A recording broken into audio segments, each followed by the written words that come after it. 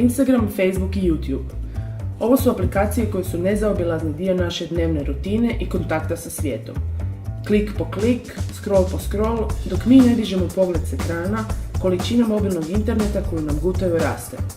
Sad ćemo napraviti mali test i vidjeti koliko nam ove aplikacije svakodnevno troše mobilni internet. Ok, kako bismo dobili što preciznije rezultate, trenutno su nam sve aplikacije na mobitelu isključene. Prije nego krenemo s eksperimentom, provjerit ćemo trenutno stanje potrošnje podatkovnog prometa ovih aplikacija. Na Androidima je to sve u postavkama. Kliknemo na veze i onda na korištenje podataka. Prvo ćemo istestirati Instagram.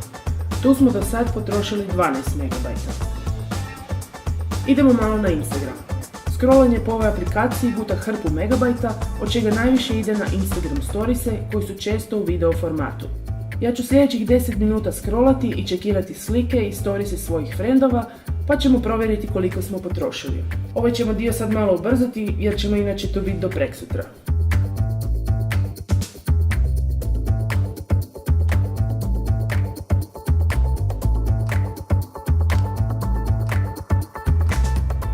To je to. Vidjeli smo dovoljno prekrasnih slika s plaža za danas. Vrijeme je da provjerimo koliko smo mobilnog interneta potrošili u ovih 10 minuta scrollanja po Instagramu. Na početku smo bili na 12 MB, a sad smo već na 124. U samo 10 minuta najobičnijeg prolaska po feedu otišlo je 112 MB. Instagram je potvrdio da možemo biti ljubomorni na kolege koji su trenutno na ljetovanju, ali i da je nezasitan kad su u pitanju megabajti. Hajmo sad vidjeti kako stoji Facebook. Tu smo trenutno na 8 MB. Napravit ćemo istu stvar kao i kod Instagrama. 10 minuta ću scrollati i pregledavati sadržaj koji mi iskače na newsfeedu, a nakon toga ćemo provjeriti kako je stanje podatkovnog prometa.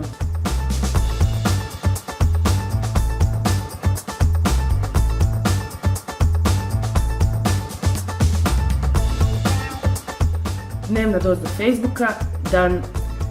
Idemo vidjeti koliko smo potrošili. Prije testa smo bili na 8 MB, a sad smo na 53. 45 MB je otišlo u 10 minuta.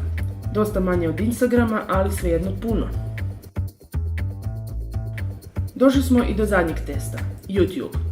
Ova aplikacija može potrošiti najviše mobilnog interneta jer na njoj gledamo samo video sadržaj, a ovisno o kvaliteti videa koju gledamo, tu možemo potrošiti i nekoliko stotina megabajta u samo par minuta. Pustit ćemo video da se vrti 10 minuta i nakon toga provjeriti koliko je mobilnog interneta potrošeno. Vidimo se za 10 minuta ili za par sekundi nakon što ovo ubrzamo u montaži.